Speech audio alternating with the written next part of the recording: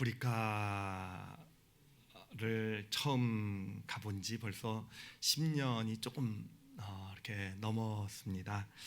한 12년, 13년 정도 된 것 같은데요. 네, 제가 처음 그 아프리카를 들어간 곳이 케냐에서요. 케냐에서도 그 지금 수단이라는 곳, 케냐의 서편이 수단이거든요. 그 수단 국경 지역을 방문을 했었어요. 하여튼 그때 참 이상한 비행기 타고 비행기가요 한 5명밖에 못 타는 비행기예요. 조종사랑 말하면서 창문이 열려 있어요. 비행기 창이라서 새들 같이 이렇게 새들도 날아다니고 하여튼 이렇게 수단 그 지역 그 국경 지역으로 이렇게 선교를 처음 방문을 했던 거죠. 근데 그곳은요 그 당시만 하더라도 그 케냐 지역에서 정말 가장 가난한 그런 곳이었어요. 지금도 기억이 나는 게 그곳 아이들은 옷을 제대로 입은 아이가 하나도 없었다라는 거. 그러니까 뭐 밑도리만 입든지 바지만 입고 있든지 또는 뭐 신발로 한 짝만 신고 있다든지 뭐 하여튼 이런 그리고 아이들이 정말 삐쩍 말라 있고 한 누가 봐도 정말 못 사는 땅이구나라고 볼 수 있는 그런 곳이었습니다. 그때 제가 머물렀던 숙소가 이제 그 UN 같은 그 국제기구에서 큰 국제기구에서 운영하는 그런 숙소였어요. 근데 그곳에 가서 지내는데 보니까 정말 많은 그 국제기구들 구호단체들이 들어와 있더라고요. 정말 어마어마한 단체들이 들어와서 어마어마한 규모로서 이렇게 어떤 구호를 하고 있는 그런 이제 모습들도 이렇게 보게 되었습니다. 근데 그런 모습을 보면서 사실은 솔직히 마음에 들었던 어떤 의문이 있었어요. 뭐냐면은 나름 선교를 하려고 이제 아프리카 땅을 처음 보러 간 건데 그런 모습을 보니까 야, 과연 우리 교회가 할 수 있는 게 뭐가 있을까? 저런 어마어마한 단체들이 저렇게 어마어마한 물자들을 들여가지고 저렇게 이제 아프리카를 돕고 있는데 좀 우리 교회 같은 작은 교회가 해봤자 뭘 할 수 있을까라는 그런 마음. 그거보다 또 더 힘들었던 마음은 뭐냐면은 그렇게 많은 물자들이 들어가고 있는데 바깥에 그 아이들을 보면은요, 그곳 아프리카를 보면 아직도 여전히 정말 가난하고 아이들은 제대로 못 입고 못 먹고 정말 아무것도 아닌 질병으로 어떤 죽어가고 있고 하는 그 현실은 그냥 변하지 않고 계속 있는 것처럼. 그러니까 우리가 뭘 해봤자 뭐 대세에 조금이라도 영향을 미칠 수 있을까? 나는 그러한 어떤 회의감을 가졌던 기억이 납니다. 근데 그 회의감이 좀 더해졌던 것은 그 다음번에 그리고 또 이제 아프리카를 한 번 더 들어가게 됐는데 그때 들어갔을 때 충격을 받은 게 뭐냐면은 어떤 한 부족을 찾아갔었어요. 부족을 찾아갔었는데 한 부족, 지난번에 방문했을 때 갔던 한 부족 자체가 사라진 겁니다. 그 땅에서 있었던 땅에서요 사라져 있고요 불타는 적만 군데군데 있는 거예요. 그래서 물어봤죠. 무슨 일이 있었냐 그랬더니 이웃 부족과 전쟁을 했다는 겁니다. 그것도 왜 전쟁을 했냐 그랬더니 소 몇 마리 때문에. 소 몇 마리 다툼이 결국 전쟁이 돼가지고 이웃 부족과 전쟁이 되어서 이 부족이 이렇게 몰살을 당하게 되는. 야, 이런 얘기를 들으니까 와, 이런 땅에서 우리가 뭐 하나님의 사랑이다 그래가지고 뭔가 뭐 복음을 전하고 좀 돕는다고 해서 와, 이런 땅을 변화시킬 수 있을까라는 하여튼 좀 어떤 그런 회의감 같은 게 참 많이 들었었어요.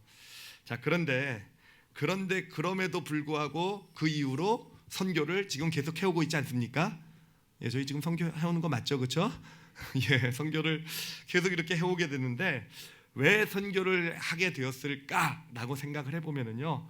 그 이유는 딴 게 아니에요. 선교를 하게 된 이유는 계속 그곳에 가게 되고 또 선교사를 파송하게 되고 뭔가 작은 물질이지만 우리가 할 수 있는 것으로 이렇게 섬기게 된 이유는요. 딴 게 아니고요. 그때 그곳에 가서 보았던 아이들의 눈빛 때문에 그랬어요. 그 아이들의 눈빛이 잊혀지지가 않는 겁니다. 같이 그 아이들에게 가서 하나님의 말씀을 나누고 아이들을 위해서 축복 기도도 해주고 그리고 이 아이들이 가져간 선물도 나눠주고 또 잘 먹지 못하잖아요. 그래서 가지고 준비해갔던 음식들 주변에서 음식들 구해가지고 같이 음식을 먹으면서 또 함께 찬양하고 막 이렇게 얘네들 춤은 엄청 잘 춰요. 진짜 율동하고 그러면요 얘는요 진짜 사지 옴 머리부터 다리까지 다 따로 움직여요. 조그만 애들이. 하여튼 같이 찬양하고 그러면서 그들의 그 눈빛 아마 아프리카 가보신 분들은 기억하실 거예요. 그 눈빛이 어떤 눈빛인지. 정말 그 맑고 깨끗하고 정말 순수한 그 눈빛 정말 그 눈빛을 잊지 못해서 눈빛을 잊지 못해서 그리고 그들과 함께 그렇게 지냈던 잠시의 시간이었지만 그 시간이 사실은 너무 좋아서요. 너무 좋아서 사실은 거기 계속 있고 싶었지만 또 누가 있으라 그럴까 봐 겁도 났어요. 거기 어떻게 살 수 있을지. 지금 선교사님 보면 정말 대단하신데 겁도 났지만 정말 그들과 있었던 시간이 너무 행복하고 좋았어서 결국은요. 그래요. 그거예요. 그 눈빛이에요. 그들과 함께 지냈던 잠시 시간이 결국은 이렇게 계속 선교를 하게 된 그런 계기가 되었구나라는 것을 이렇게 생각을 하게 되었습니다. 근데 아프리카뿐만 아니라 사실은 다른 선교지도 마찬가지예요. 우리 우즈벡을 처음 갔을 때에도 그래요. 그들을 만났을 때 사실은 제가 무슨 큰 역할을 맡아가지고 간 게 아닙니다. 그때 이민교 선교사님하고 같이 갔을 때 임교 목사님이란 분이 원래 계획이 없으신 분이세요. 그래서 제 뭘 한다고 얘기도 안 해주시고 그냥 같이 갈래 그래가지고 갔더니 또 갑자기 뭐 언제부터 집회가 있으니까 하라가 아니라 성도들이 이렇게 모였는데 조 목사 좀 말씀 좀 전해볼래? 뭐 이런 식이에요. 정말 정말 와. 하여튼 근데 그곳에 가서 뭐 하여튼 보면서 제가 뭐 할 수 있는 거는 그래도 하나님 주신 말씀을 나누는 거니까 이들과 말씀을 나누고 하면서 그때 받았던 어떤 그들의 모습이 잊혀지지가 않는 겁니다. 이렇게 말씀을 나누고 기도하는데 정말 많이 울더라고요. 많이 울고 또 기도 끝나고 같이 찬양하는데 목소리로는 못하는 그 찬양, 손으로 하는 찬양의 모습이 너무 아름다웠고요. 참 그곳에서 그들이 모습을 보면서 정말 천사 같은 그런 모습이었어요. 정말 천사 같은 모습. 어떤 그 모습들 그거죠. 그 모습들을 보면서 또 우즈벡에 가지 않을 수 없게 이번 12월 달에 또 가려고 하는데 가게 된 것이고요. 몽골 땅도 마찬가지 아닙니까? 이번에 우리 몽골 캠프 가신 분들은 아실 거 아니에요, 그렇죠? 정말 거기서 정말 잠자리도 좀 사실 쉽지 않고 먹을 것도 척박하지만 여러분 가신 분들 보면 돌아오기 싫었잖아요, 그렇죠? 돌아오기 싫고 정말 그곳 청년들과 얼마나 그렇게 많이 가까워졌는지 이틀새예요, 이틀새. 정말 소위 말하면 정말 눈꼬리 쉬다 그러나요? 뭐죠? 아니 끝나고 만났는데 끝나고 이제 이렇게 캠프가 다 끝나고 이제 한 하루 이틀쯤 후에 그 청년 애들 만났는데요. 뭐 거의 뭐 10년은 헤어졌다가 무슨 정말 남북 무슨 상봉하는 듯한 그런 느낌 있죠. 얼마나 반갑고 행복하게 만났는지 이틀 전에 3일 전에 만난 이틀밖에 몰랐던 사람들이 하여튼 그런 어떤 하여튼 그들과 함께 지냈던 그 시간들 아마 우리 몽골에 갔던 팀들이 내년에 또 팀을 가게 된다고 한다면은 그 모습을 잊지 못해서 가게 되는 것이 아닐까. 저는 그렇거든요. 몽골 선교를 왜 하게 되었는가 하면은 무슨 거창한 이유, 몽골 땅에 대한 무슨 뭐 소명을 받아가지고 그곳 영혼에 대한 하나님의 마음을 품고 여러분 제가 몽골 땅 그래서 가는 겁니다. 사실은 그건 아니에요. 물론 그런 마음을 이제 기도로 품으려고는 하지만 진짜 그곳에 가는 진짜 이유를 이렇게 돌아다 보면요, 그들이에요. 그들의 모습들, 함께했던 그 시간들, 그것이 또 다시 이렇게 선교를 하게 하는 그런 정말 큰 어떤 그런 은혜가 된다. 라고 이렇게 하여튼 말씀드릴 수가 있습니다. 자, 근데 제가요 얼마 전에 성경 말씀을 이렇게 묵상을 하다가요 깨달은 것이 있었어요. 정말 이게 저에게는 되게 충격적인 놀라운 깨달음이었어요. 어떤 깨달음이었냐면은 내가 선교지에서 경험한 것의 의미가 이것이었구나라는 것을 정말 사실 비로소 깨닫게 되는 선교를 하게 되고 또 가게 되는 이유가 이것이었구나라는 것을 정말 비로소 깨닫게 해주는 그러한 그곳에서 우리가 경험한 것이 무엇이었구나를 그 의미를 알려주는 깨달음이었어요. 그 성경 구절이 바로 오늘 우리가 읽은 바로 그 본문 말씀입니다. 자, 그 본문 말씀을 보면은요, 예수님께서 이런 말씀을 하시죠, 그렇죠? 뭐라고 얘기하시냐면은 너희가 의인들을 향해서예요. 의인들을 향해서 너희가 내가 줄일 때 먹을 것을 주었고 내가 목마를 때 마시게 해줬고, 그리고 그 뭡니까, 그 헐벗었을 때 입혀 주었고, 그렇죠. 그리고 그 병들었을 때 너희가 찾아와 주었고, 나를 보살펴 주었고, 그리고 옥에 갇혔을 때 함께 주었다. 라고 이렇게 얘기를 하지 않습니까? 예수님께서 그렇게 말씀을 하시죠, 그렇죠? 그러니까 그러자 그 의인들이 물어봅니다. 우리가 언제 그랬습니까? 우리는 그런 일을 한 기억, 예수님께 우리가 그렇게 예수님을 도와주고 함께 해주고 예수님이 옥에 갇히시고 그랬을 때 우리가 찾아가지고, 우리는 그런 기억이 전혀 없는데 언제 우리가 예수님께 그런 호의를 베풀었습니까? 라고 물어보게 돼요. 그때 예수님께서 뭐라고 대답하셨는지 여러분 기억하시고 계시죠, 그렇죠? 예, 다시 한번 그 구절을 보도록 할게요. 그 구절에서 예수님께서 뭐라고 얘기를 하시냐면요, 우리 같이 한번 읽도록 하겠습니다. 읽겠습니다. 마태복음 25장 40절이에요. 같이 읽겠습니다. 시작. 임금이 대답하여 이르시되 내가 진실로 너희에게 이르노니 너희가 여기 내 형제 중에 지극히 작은 자 하나에게 한 것이 곧 내게 한 것이니라 하시고, 예수님께서 뭐라고 얘기하셨습니까? 언제 우리가 예수님에게 그런 호의를 베풀었습니까? 라고 얘기하니까 예수님의 대답이요, 지극히 작은 자, 여기 있는 지극히, 너희 주변에 있었던 지극히 작은 자 하나에게 한 것이 곧 누구에게 한 것이라고요? 예수님께 한 것이다 라고 그렇게 답을 하셨다라는 거예요. 제가 예전에는 사실 이 말씀을 읽었을 때 이거를요 그냥 하나의 그냥 상징적인 표현으로 들었어요. 예수님께서는 우리가 주변에 있는 불쌍하고 힘든 사람들, 지극히 작은 자에게 뭔가 호의를 베풀면은 예수님께서 너희들 기특해, 잘했어, 그거 나한테 한 거나 마찬가지야, 그렇게 인정해 주신다라는 의미로 들었어요.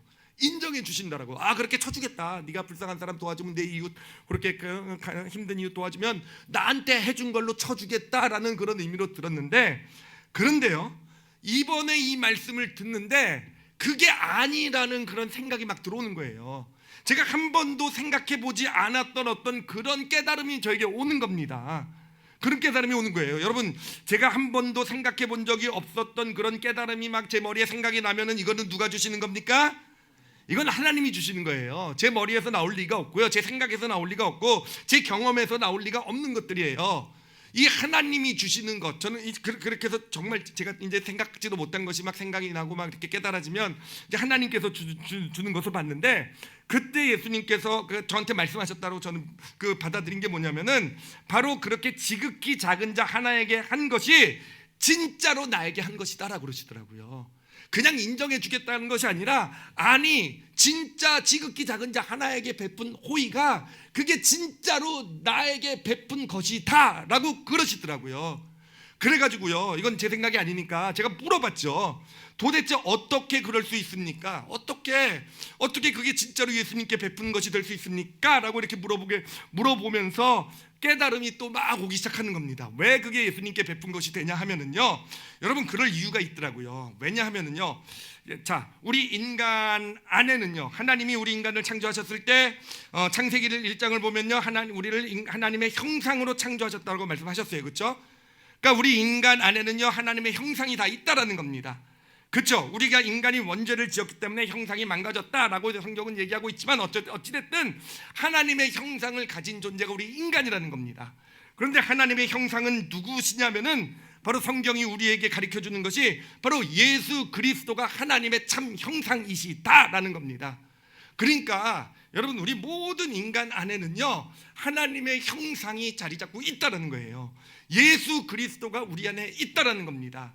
자, 그런데 그 하나님의 형상이신 예수님께서 어떤 한 사람의 삶을 통해서 자신을 나타내실 때가 있다라는 거예요.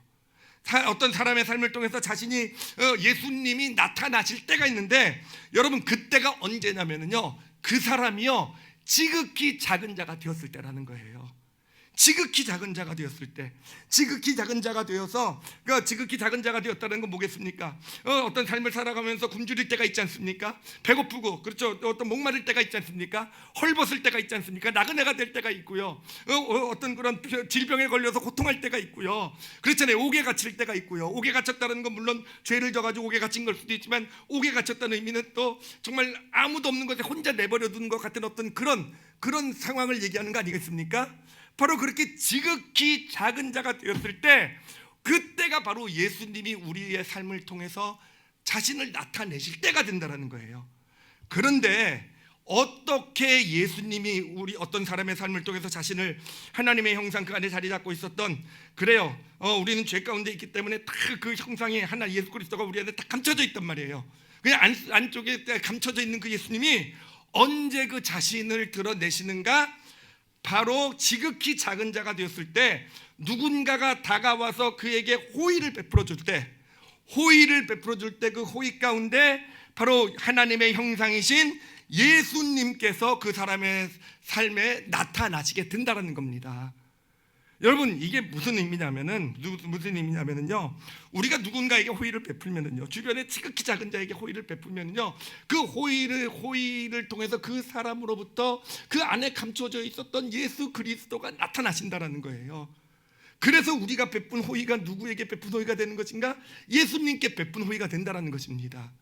제가 이것을 깨달으면서요, 제가 선교지에서 경험했던 것이 바로 이것이구나라는 거, 그 선교지의 경험이 이해가 되기 시작한 겁니다. 제가 아프리카 땅에서 그들과 함께 음식을 나누면서 그들의 축복 기도를 해주고 같이 찬양하고 하면서 봤던 그들의 그 정말 맑고 아름다운, 정말 순수한, 어디서도 볼 수 없었던 그런 눈동자, 잊혀지지 않는 그 눈동자가 무엇이었는지 봤더니 결국은 그들 가운데 있었던 예수 그리스도가 나타난 것이더라고요.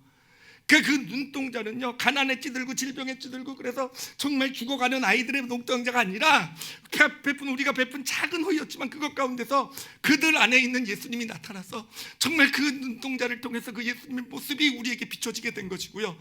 저는 결국 그들의 눈동자를 보면서 예수님을 본 것이더라고요. 예수님이 하나님의 형상이 그들의 삶을 통해 나타난 것을 본 것이더라고요. 우즈벡에서도 마찬가지예요. 우즈벡에서도 그래요. 그들이 정말 그들이 처음 들어왔을 때는요, 정말 힘든 모습으로 들어왔어요. 힘들죠. 저녁에 이제 보니까 그들 하루 일과를 끝나고 저녁 때 이렇게 교회로 다 오더라고요. 평일에도요. 그러면 보면 다 힘든 모습이에요. 다 지치고 힘들고 어렵고, 얼마나 농아로서, 장애인으로서 그 땅을 살아가는 게 얼마나 힘들겠습니까? 상처도 많이 받고. 그래서 들어올 때 모습을 보면 다 지치고 힘들고 이런 모습이에요. 그런데 그들과 말씀을 나누고 은혜를 나누고 식탁을 나누면서 그들의 모습 가운데서 제가 눈물을 흘리며 찬양하며 정말 그렇게 행복해하는 모습이요. 더 이상 어떤 농아라는 어떤 그런 그늘, 이런 것은 전혀 그 자리에 없어요. 그렇게 힘들고 어려운 인생을 살아가고 있는 그 모습이요, 그 자리는 전혀 없어요. 어떤 일을 본 것입니까? 그들 안에서 예수 그리스도가 나타난 걸 보는 거예요. 그들의 삶을 통해 예수님께서 나타나고 계신 거더라고요. 그래, 몽골 땅에서 우리 이번에 팀들이 경험한 것, 우리 그 몽골 친구들이요, 몽골 친구들 처음 캠프에 들어왔을 때 모습과 정말 하루가 되기 전에 그들의 변한 모습을 보았잖아요. 그들의 변한 모습, 그 표정, 모든 것이요. 저도 그때 그렇게 생각했어요. 은혜 받아서 저렇게 변했구나라고 생각했는데, 맞아요. 은혜 받아서 변한 건 맞는데 좀 더 아주 구체적으로 얘기하면 그들 안에 있는 예수님이 나타난 거예요. 우리 팀들의 어떤 호의를 통해서, 그쵸, 할 수 있는 작은 어떤 정말 최선을 다해서 자신이 지금 할 수 있는 어떤 그들에게 다가가지고 어떤 조건 없는 예수 그리스도의 사랑을 받은 우리가 그들을 보면서 그 마음 가운데서 베푼 호의가 어느샌가 하루가 못 돼서 그들 안에 있는 예수 그리스도를 나타나게 한 것이고요. 우리는 그곳에서 바로 그 예수 그리스도의 모습을, 그 안에, 우리 안에 있는 하나님의 형상이신 예수 그리스도의 모습을 보고 함께 즐거워했던 것이 바로 몽골 선교의 경험이 되는 것입니다. 그래요. 우리가 베푼 어떤 그런 것들, 예수님께서 말씀하신 지극히 작은 자 하나에게 한 것이 내게 한 것이다라는 이 말씀은요, 그냥 상징적인 말씀이 아니라 정말 우리가 지극히 작은 자에게 한 하나하나를 그 어떤 호의를 통해서, 작은 호의를 통해서 그 사람 삶 가운데서 예수 그리스도가 나타나게 된다라는 거, 그런 예수님의 가르침이 되는 것입니다.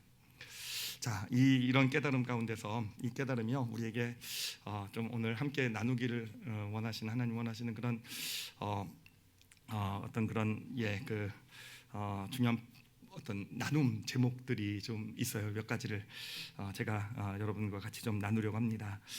첫 번째는 뭐냐면요, 여러분 진짜 우리 이제 믿음으로 받으시길 바랍니다. 우리 주변에 지극히 작은 자 하나에게 우리가 베푼 호의는요, 여러분께 누구한테 베푼 거라고요? 예수님에게 베푼 거예요. 여러분 진짜 그냥 상징적인 게 아니에요. 정말 우리가 예수 그리스도의 그 마음을 품고, 나도 예수님의 은혜를 받은 자잖아요. 그렇죠? 하나님의 사랑을 아는 자고, 사실은 하나님의 어떤 그런 은혜 사랑으로 구원받은 내가 내 주변에 지극히 약한 자를, 지극히 작은 자를 보면서 외면하지 않고 그들에게 다가가 줄 수 있을 때, 그래서 그들에게 어떤 호의를 베풀 수 있게 될 때, 여러분 그건 진짜 예수님에게 베푼, 그래요. 진짜 우리가 정말 어떤 배고프고 힘든 자에게 가서 정말 음식을 같이 나눠주고요. 정말 병든 자에게 그래요.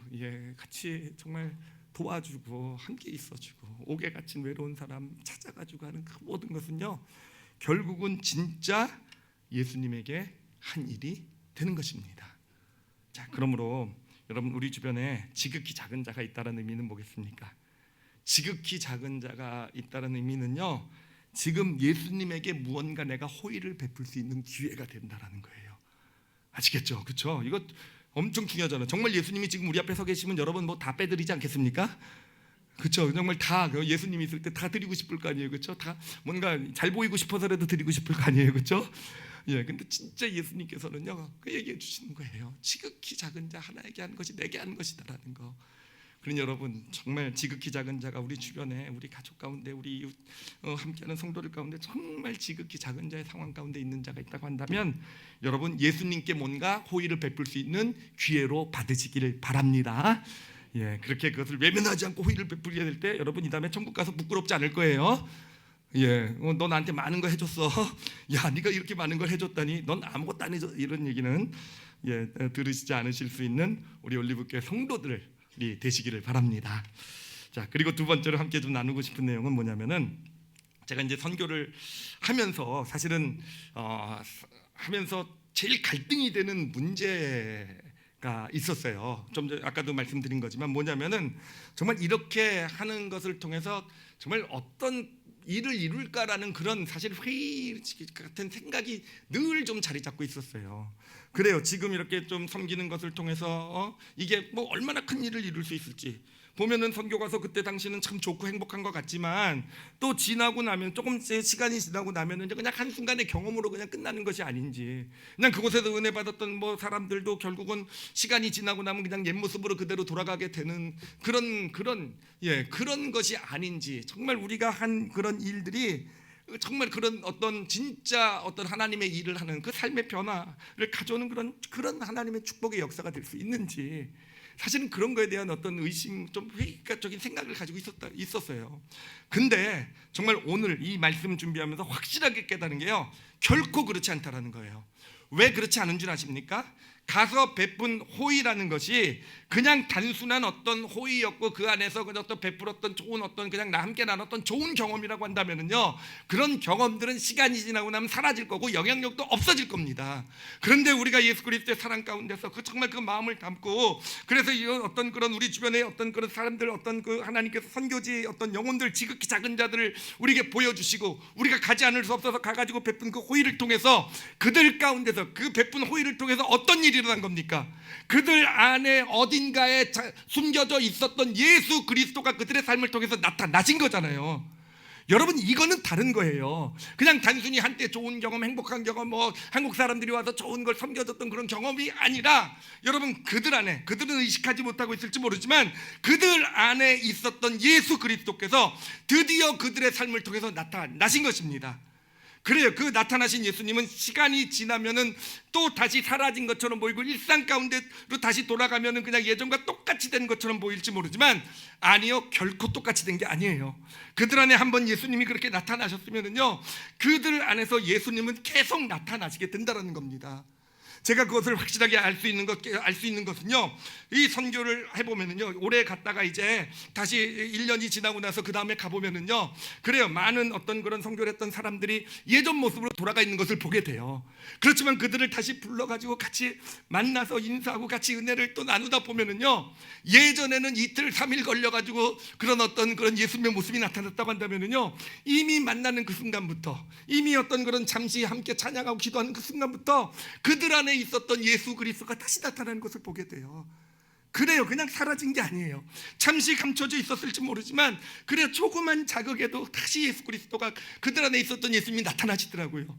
그들이 하는 얘기를 들어보면 달라진 것이 무엇이겠습니까? 어떻게 보면 겉으로 달라지는 게 없는 것처럼 보여도 예전과는 다르게 길을 가다가 찬송가 소리를 들으면 같이 찬송가를 따라 부르게 되고요.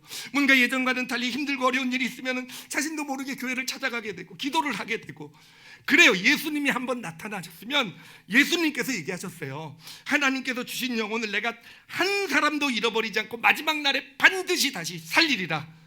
그래요. 하나님께서 우리의 어떤 그런 작은 어떤 지극히 작은 자에게 나눈 호의를 통해서 그 호의 가운데 그 사람의 삶에 예수님이 한번 나타나시게 되면은요, 예수님 쪽에서 결코 포기하지 않으시고요, 우리를 또 보내실 수도 있는 것이고요, 아니면 우리가 아니더라도 어떤 여러 가지 길들을 통해서 또는 다른 어떤 하나님의 사람을 보내시기도 하셔서 그들이 베푼 호의를 통해서 다시 그들 안에 예수 그리스도가 나타나게 하고, 그렇게 해서 반드시 그를 예수 그리스도의 사람으로 세우시는 하나님의 역사를 누가 하십니까? 예수님께서 이뤄가신다라는 것입니다. 이거는 선교지에서만의 어떤 얘기가 아니에요. 선교지의 예를 들어서요, 우리 삶 가운데 하나님께서 깨닫게 해주고 계시는 거예요. 우리 주변에 있는 지극히 작은 자에게 우리가 호의를 베푸는 것 하나가요, 그래요. 내가 이 좀 호의를 한번 베푼다고 해서 이게 그 삶 가운데 뭐가 달라질 것인가? 내가 좀 병들고 힘든 사람에 가서 한번 위로를 해줬다고 해서 내가 오게가 진짜 아무도 돌아보지 않는 사람한테 가서 같이 좀 찾아가서 같이 좀 있어주고 같이 기도해주고 한 게 그게 무슨 그 사람의 무슨 도움이 될 것인가? 그리고 헐벗고 굶주리고 어떤 그런 배고팠을 때 그 목말랐을 때 내가 함께 그냥 작은 어떤 나눠준 어떤 식사 함께 했었던 그것이 무슨 어느 정도 소용이 되겠는가? 여러분, 그래요.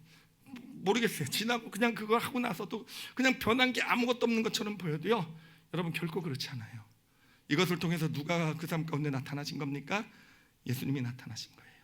그래서 우리가 베푼 작은 호의는요, 결코 하나도 땅에 떨어지지 않을 것이고요, 당장은 열매가 맺는 것처럼 보이지 않는다는 할지라도 결국은 그 삶 가운데서 열매를 맺게 하시는 그 사람의 삶을 하나님께서 이끄시고 세워가시는 그런 놀라운 축복을 보게 되는 것입니다.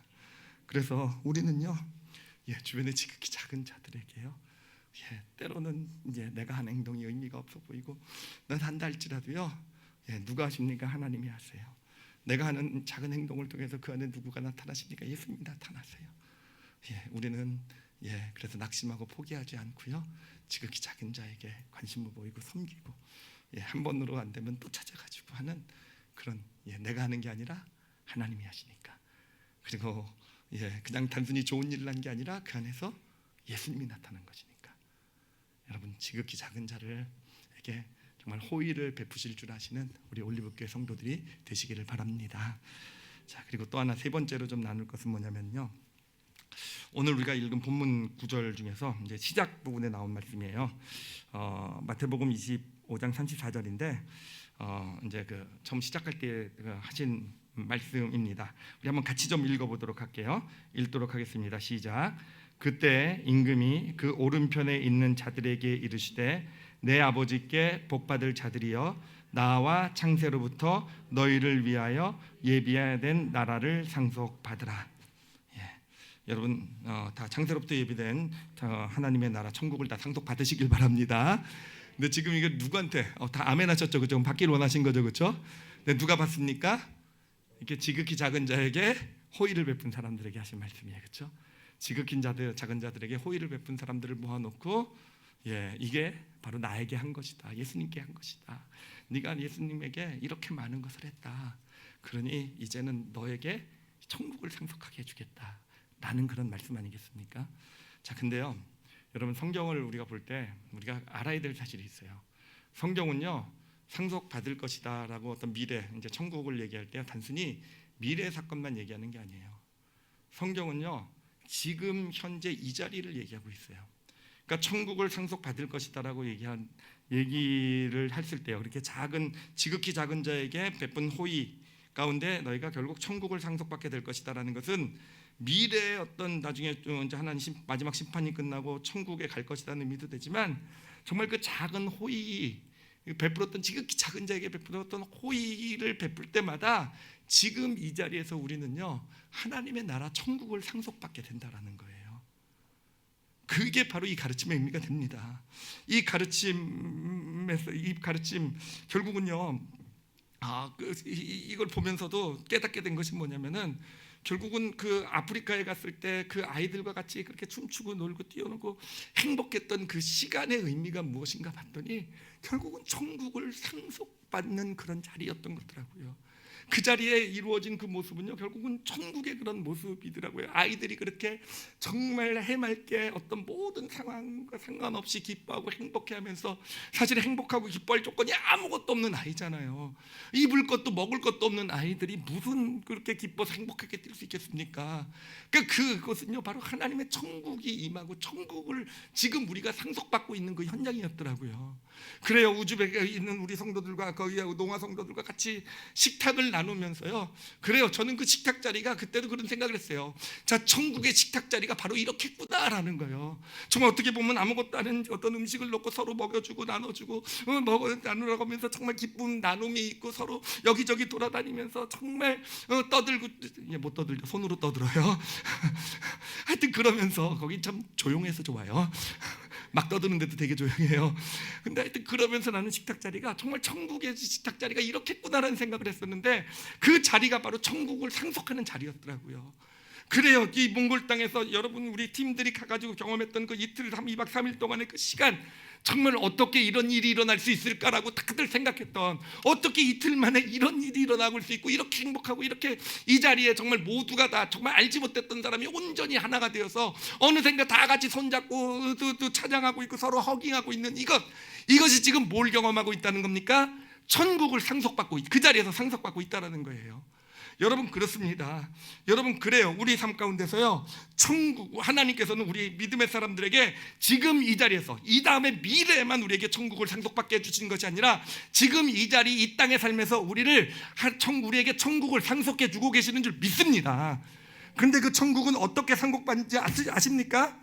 뭔가를 내가 많은 것을 쌓았다고 해서 내 삶이 천국이 상속돼서 천국으로 변해가는 게 아니에요. 내가 뭔가 남들이 못 누리는 풍요로움을 누리고 갖지 못한 걸 누리고 막 그러니까 와 천국 가져갔다. 아니 여러분, 그렇지 않아요.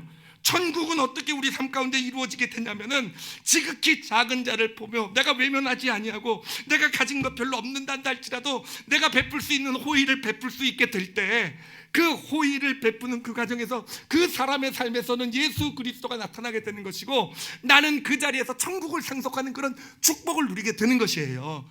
그렇게 해서 우리 삶 가운데 천국이 쌓여져 가게 돼서 어느샌가 내 영혼을 돌아다보니까 참 예전하고 다르게 늘 평안하고, 어떤 일이 있어도 어떤 감사하고 어떤 그런 것이 넘치게 되고, 어느샌가 우리 가정이요 정말 천국이 이런 모습이겠구나 싶은 그런 가정으로 변해가게 되고, 어느샌가 우리 교회가 그런 모습으로 되어져 가는 것. 그래요, 우리가 지극히 작은 자에게 베푸는 호의들이 쌓여서 우리 삶 가운데 천국이 이루어지는 줄 믿습니다. 여러분 오늘 말씀을 보면 그 다음 구절에 보면은요, 악한 자들에게 예수님께서 하시는 말씀이 있어요. 뭐라고 얘기하시냐면은요, 25장 41절이에요. 제가 읽어드리도록 할게요. 41절에 이렇게 얘기합니다. 또 왼편에 있는 자들에게 이르시되 저주를 받은 자들아, 나를 떠나 마귀와 그 사람들을 위하여 예비된 영원한 불에 들어가라 라고 얘기를 하세요. 여러분 제가 이 말씀은 여러분을 협박하려고 드리는 말씀이 아니라는 걸 기억해 주시기 바랍니다. 이 왼편에 있는 사람들이 누굽니까? 지극히 작은 자를 보고도요 외면했던 사람들이에요. 호의를 베풀지 않았던 사람들이에요. 그런 사람들에게 하나님 뭐라고 얘기하고 계십니까? 예수님은요, 저주받을 자라고요, 지옥불에 들어간다고 얘기하고 있어요.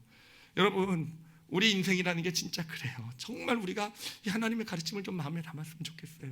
우리가 아무리 많은 것을 누려도요, 내가 아무리 남들보다 더 풍요롭고 정말 남들은 생각지도 못하는 어떤 그런 것들을 막 즐기며 살아가도요, 내가 지극히 작은 자를 외면하면서 그렇게 살아가게 될 때 어느샌가 나는 지옥을 내 삶 가운데 쌓아가고 있게 되는 거예요.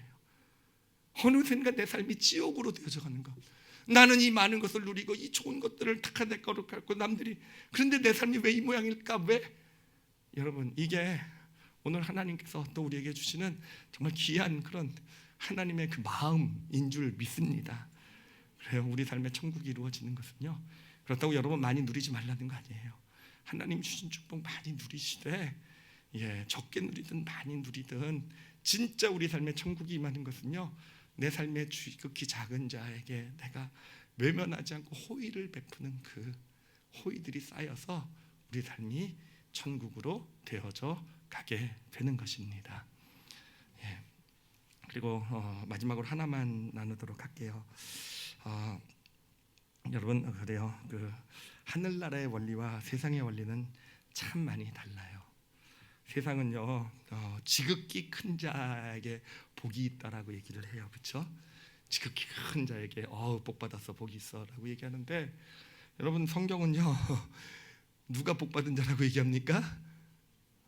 지극히 작은 자라고 어디 성경에 나와 있습니까? 가난한 자가 복 받았대요. 가난한 자. 부자가 복 받은 게 아니라 가난한 자가 복 받았고요. 막 세상의 즐거움 막 이런 걸 누리는 풍요를 누리는 사람이 복 받은 것이 아니라 애통하는 사람이 복 받았대요. 예, 맞아요. 지극히 작은 자가 복 받았다라고 얘기를 합니다. 성경이 볼 땐, 하나님이 보실 때는요 지극히 큰 자가 아니라 지극히 작은 자. 예, 그래요. 우리가 인생을 살아가다 보면 우리도요 인생의 어떤 시기에 정말 지극히 작은 자의 삶이 될 때가 있을 거예요, 그렇죠? 어떨 때는 병이 걸려서 그럴 수도 있고요. 또는 물질의 어려움이나 또는 여러 가지 실패나 좌절 가운데서 어떤 내 실수나 잘못 가운데서 정말 지극히 작은 자가 될 때가 있을 거예요. 어떨 때는 많은 것을 누리는 것처럼 보여도 정말 내 자신이 얼마나 정말 보잘것없고 아무것도 없는 존재인지에 대해서 혼자 외롭고 힘든 어떤 지극히 작은 자의 모습이 우리에게 나타나는 시기가 있을 거예요. 여러분 우리가 정말 꼭 기억해야 될 것이요 그 시기가 우리에겐 복이라는 거예요. 왜 그렇습니까? 여러분 그 시기에 우리 안에 있는 예수님이 나타나세요. 정말 우리 안에 있는 예수님을 경험할 수 있는 기회예요.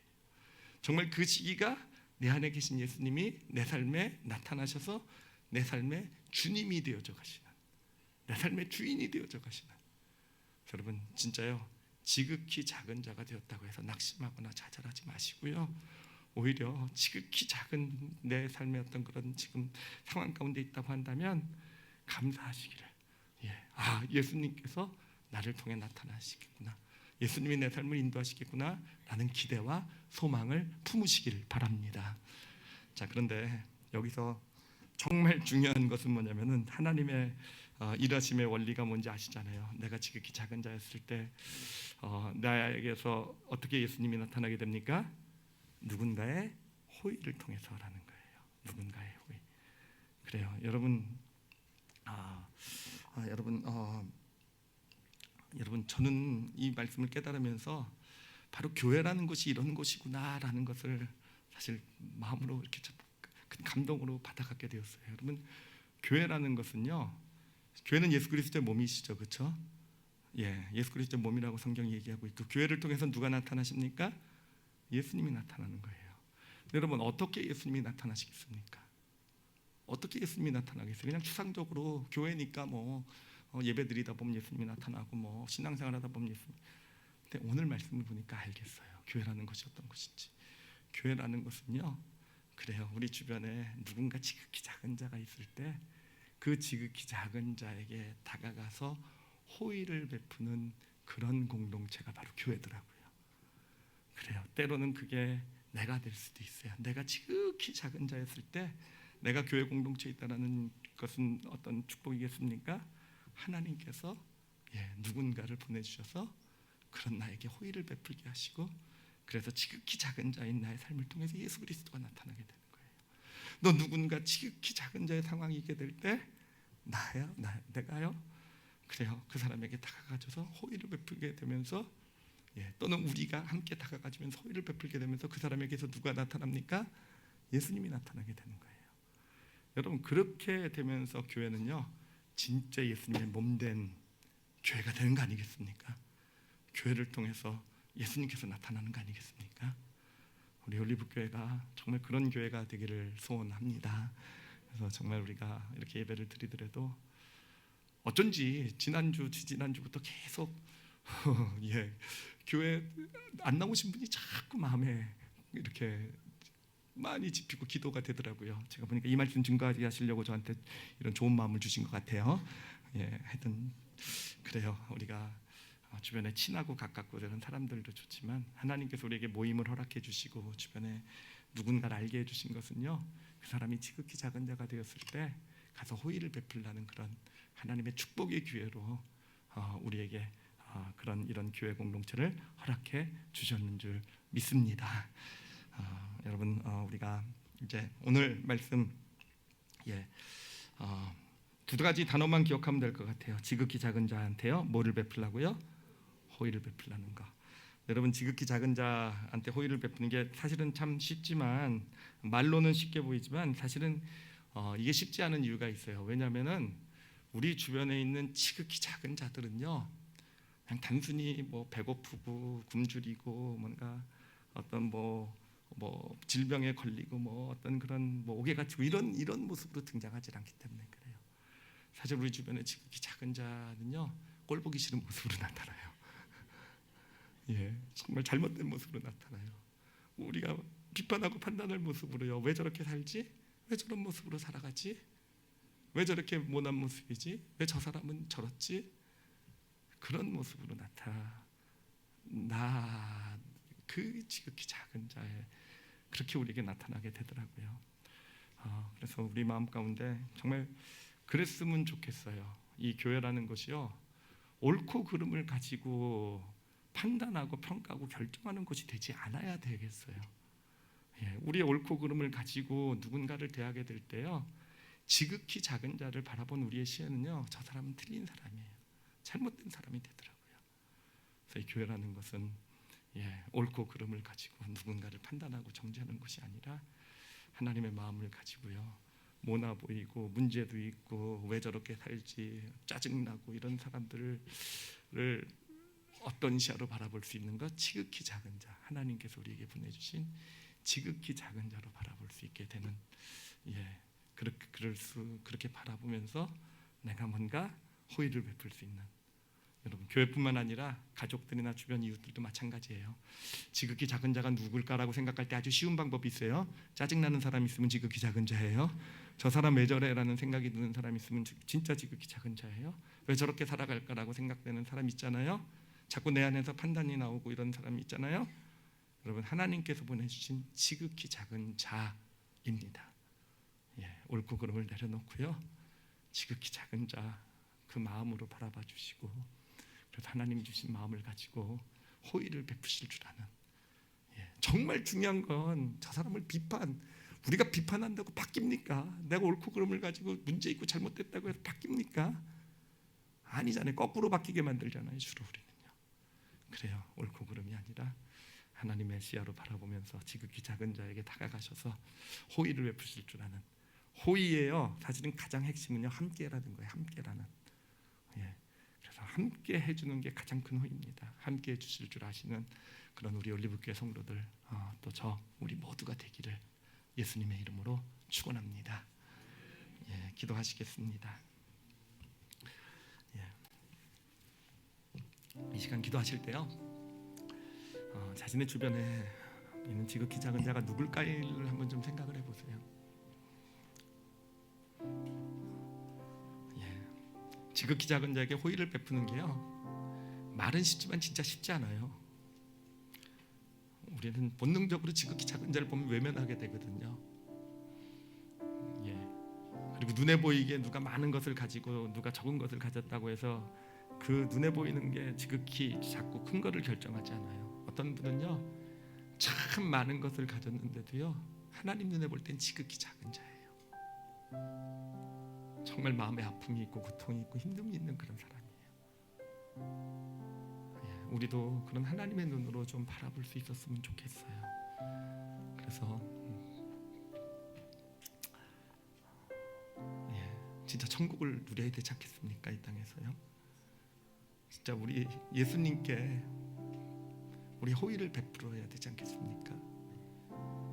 정말 이 다음에 천국에 갔을 때 내가 굶주렸을 때, 목말랐을 때, 내가 헐벗었을 때, 내가 병들었을 때, 내가 옥에 갇혔을 때 네가 나와 함께했다.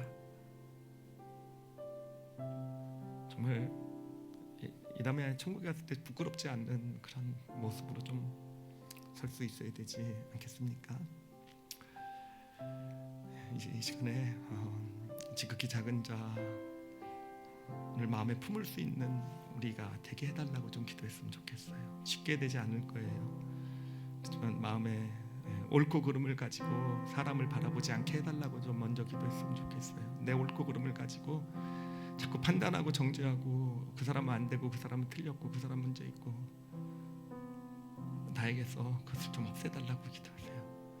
그리고 오히려 그런 마음이 들 때마다 하나님 마음 주셔서 지극히 작은 자, 하나님 보시기에 정말 지극히 작은 자, 그 안에서 예수님이 기다리고 계세요. 누군가 다가와 주기를, 누군가 진짜 좀 다가와 주기를. 그렇게 모난 모습으로 서 있지만 그 안에는요 예수님이 기다리고 계신 거예요. 네가 좀 다가와 주지 않을래? 네가 좀 다가와 주지 않을래? 네가 좀 다가와서 이 사람 안에 나를 좀 나타나게 해주지 않을래? 그래요. 그렇게 그런 마음을 가지고 작은 자에게 호의를 베풀 줄 아는 그런 내가 되게 해주세요. 혹시 지금 여러분 지극히 작은 자가 마음에 좀 와닿는다고 한다면은 여러분 좀 결심하셨으면 좋겠어요. 오늘 예배 끝나고 찾아가 주셔도 좋을 것 같고요. 이번 주 살아가면서 좀 같이 뭐 어마어마한 걸 할 필요는 없을 것 같아요. 일단 그냥 같이 계셔만 주셔도 좋을 것 같아요. 그렇게 작은 자에게 호의를 베푸실 줄 아는 그런 믿음의 사람이 되길 원하는 그런 기도, 우리 다 같이 함께 통성으로 자신을 위해서 기도하시겠습니다.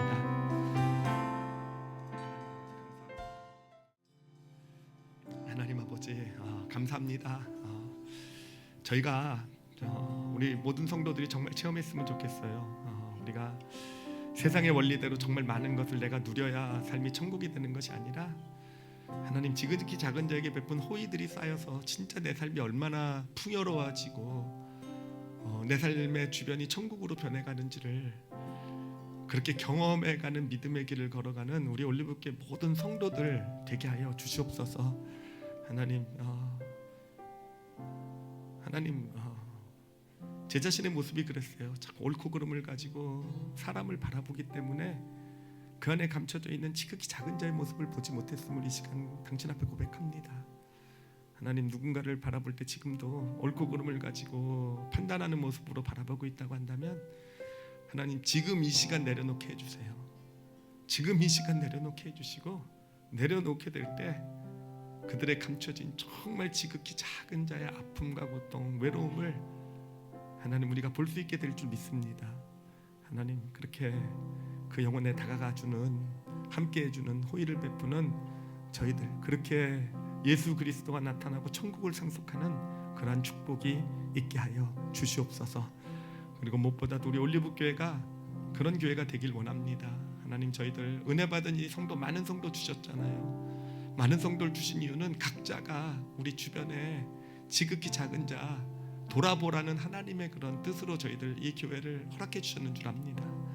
하나님 저희들 작은 모임들, 소그룹들, 성가대, 찬양대, 구역 모임, 여러 가지 모임들 가운데서 하나님 진짜 지극히 작은 자들을 돌아볼 줄 아는, 그리고 함께 더불어 호의를 베풀며 다 같이 함께 더불어 천국을 이뤄나가는 그런 복된 우리 올리브교회가 되게 하여 주시옵소서. 아버지께 감사드리며 예수님 이름으로 기도드렸사옵나이다.